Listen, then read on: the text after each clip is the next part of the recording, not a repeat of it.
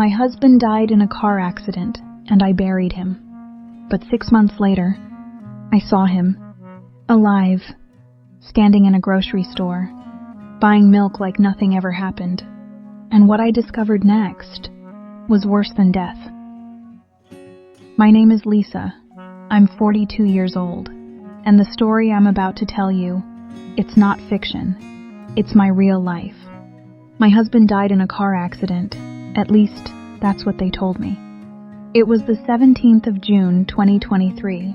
Mark, my husband, was driving his red Ford F-150 from our house in the suburbs of Dallas, Texas, down to Houston for a client meeting. He was a financial advisor, specializing in life insurance and investments for families. The irony still makes my stomach turn. He used to tell every client the same line: life is short. Get a big policy so your loved ones don't have to suffer. My phone rang at 2:17 a.m. A deep Texas State Trooper voice. Mrs. Lisa Thompson, I'm very sorry to inform you. Your husband's truck hit the guardrail on I-45. The fire was intense. We could only ID him through dental records. I didn't cry. I just stood frozen in our living room, still holding the Dunkin' Donuts coffee Mark always grabbed for me on Sunday mornings. The cup was still warm. 3 days later, I buried him at Oak Grove Cemetery, right down the road from our neighborhood. White marble headstone. Beloved husband, forever in our hearts. Neighbors brought chicken casseroles, potato salad, apple pies still warm from the oven. They hugged me and whispered, "The Lord will give you strength, honey." I wore the long black dress Mark once said made me look like a movie star. The one from our 2018 Alaska cruise for our 12th anniversary.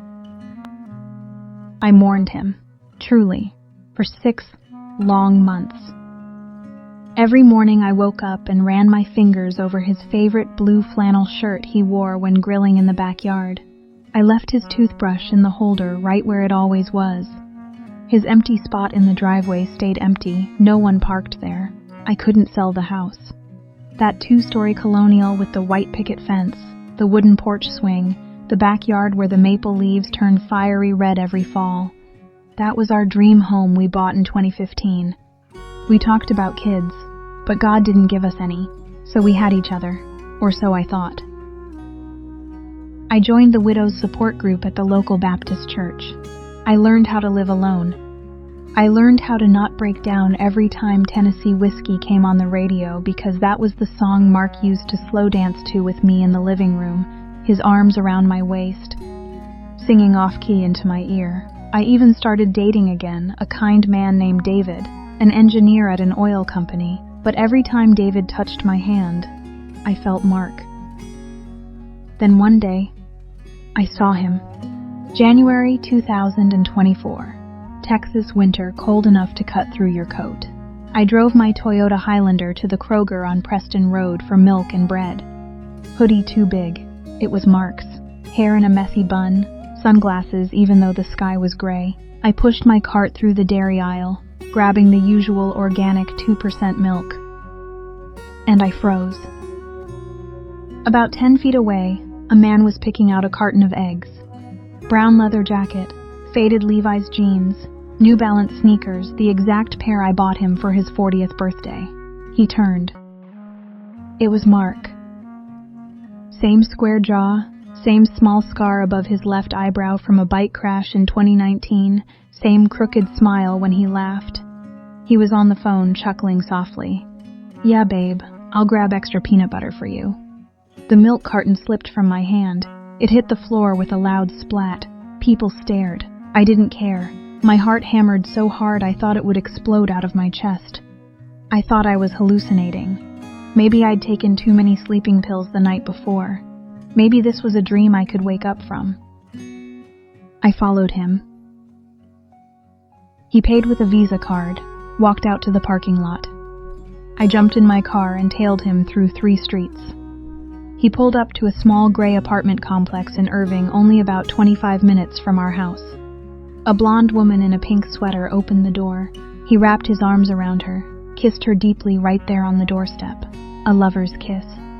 I sat in my car, tears streaming down my face, unable to breathe. It wasn't a hallucination. It was my husband, alive, living with another woman. It took me 2 weeks to dig.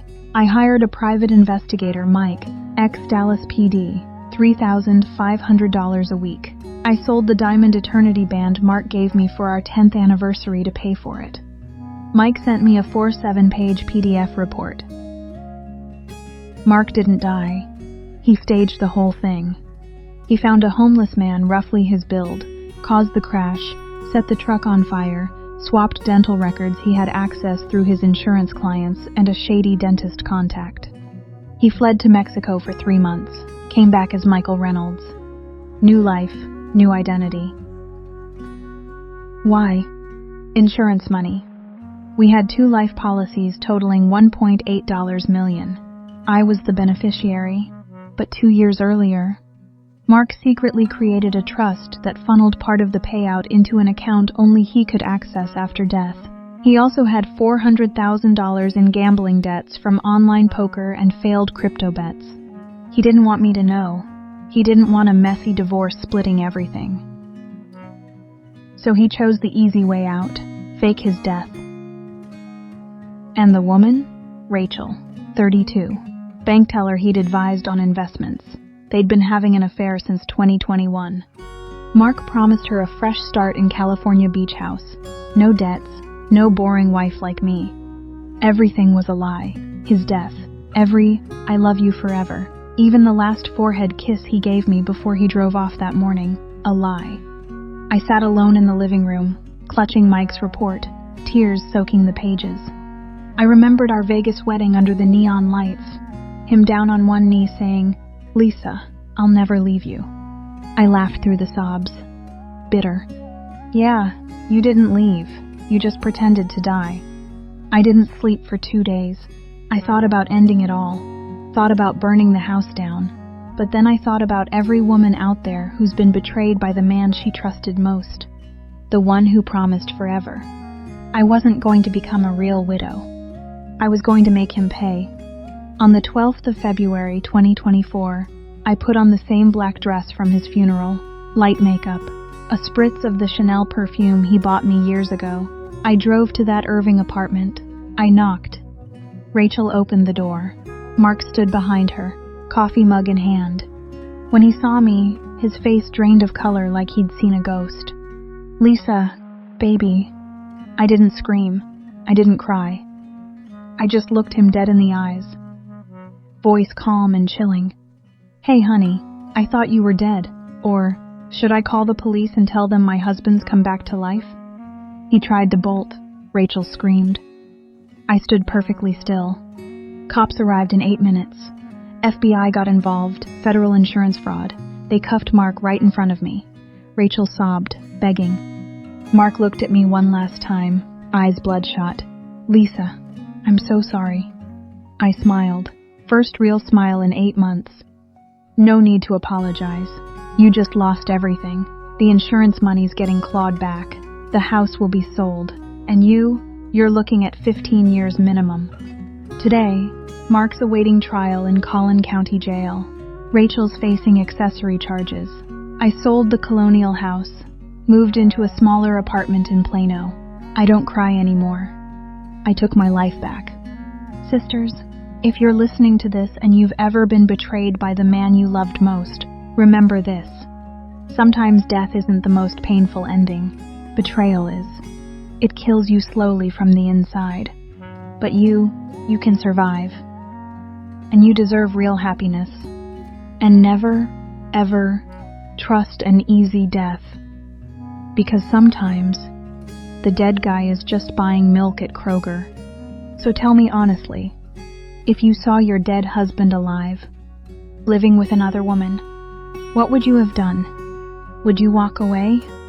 Or destroy everything he built? Comment below. I see you if you've ever been betrayed. Or no mercy if you would have done worse than me. Because sometimes, the most dangerous person in the room isn't the one who lied. It's the one who stayed quiet and waited.